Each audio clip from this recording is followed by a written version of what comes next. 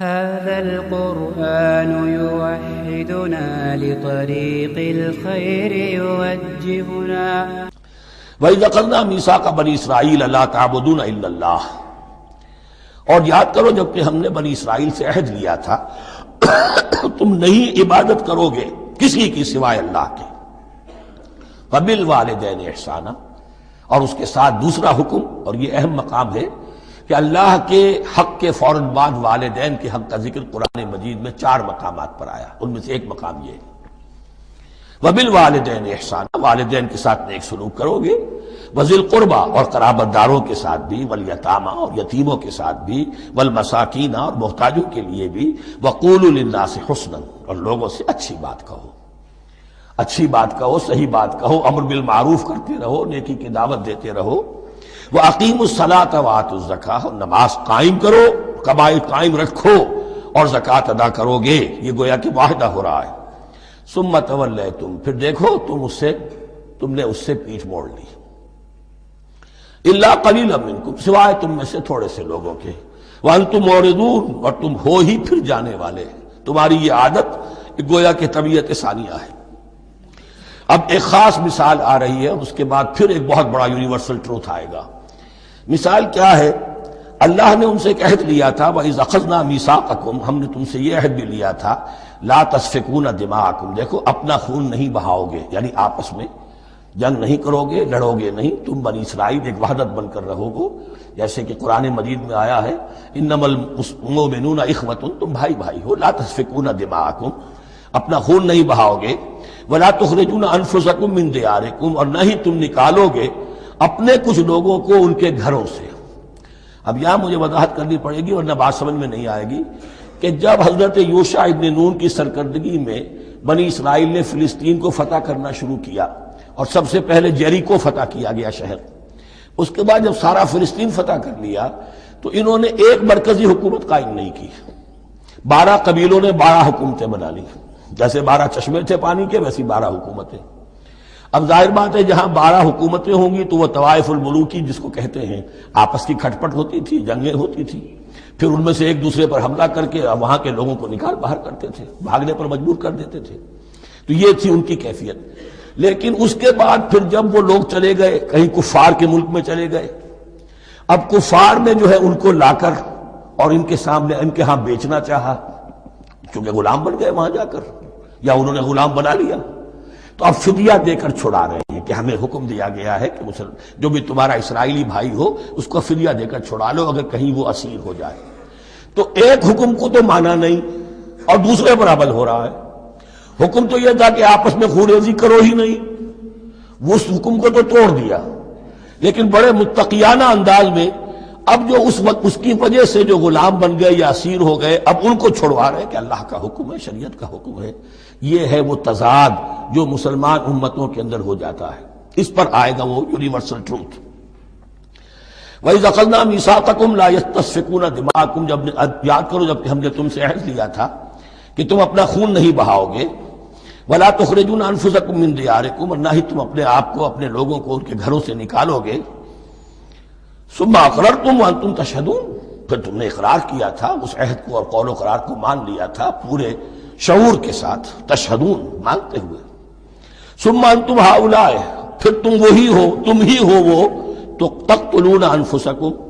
اپنے ہی لوگوں کو قتل بھی کرتے ہو، وتخرجون فریقا منکم من دیارہم، اور اپنے ہی لوگوں میں سے کچھ لوگوں کو ان کے گھروں سے باہر نکالتے ہو،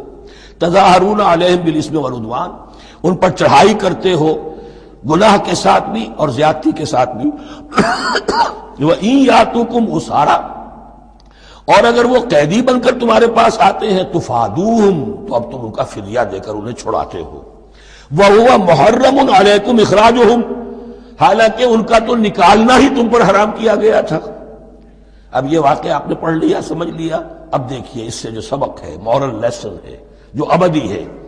أَفَتُؤْمِنُونَ بِبَعْضِ الْكِتَابِ وَتَكْفُرُونَ بِبَعْضٍ،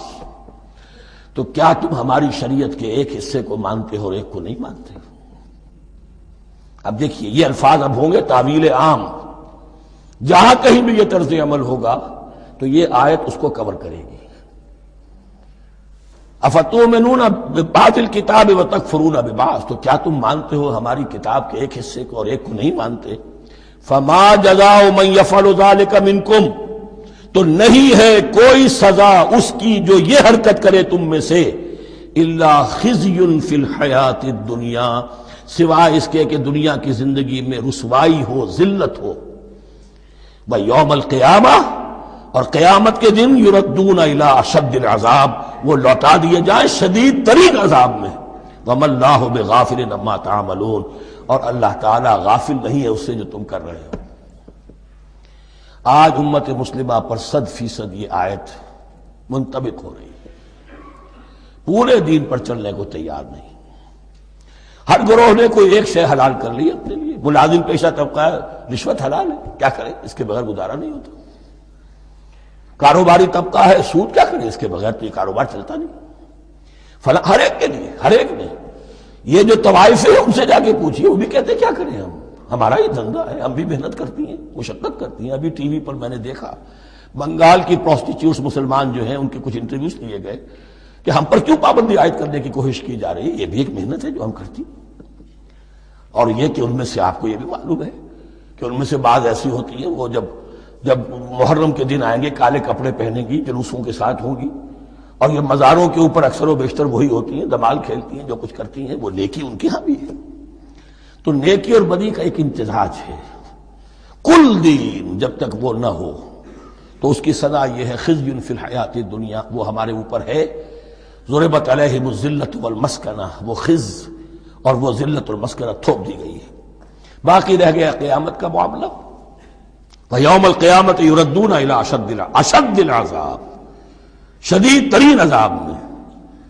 تو اپنے طرز عمل سے تو ہم اس کے مستحق ہو گئے ہیں، باقی اللہ تعالیٰ کی رحمت جو ہے دستگیری فرما لے اس کا اختیار ہے۔ لیکن دھمکی کا پھر انداز دیکھیے، وَمَا اللَّهُ بِغَافِلٍ عَمَّا تَعْمَلُونَ، اللہ غافل نہیں ہے اس سے جو تم کر رہے ہو۔ ہر سال عمرہ فرما کے آ رہے ہیں، کس رقم سے فرما کر آ رہے ہیں یہ اللہ کو معلوم ہے، یہ حلال سے کمائی تھی یا حرام سے۔ رمضان مبارک میں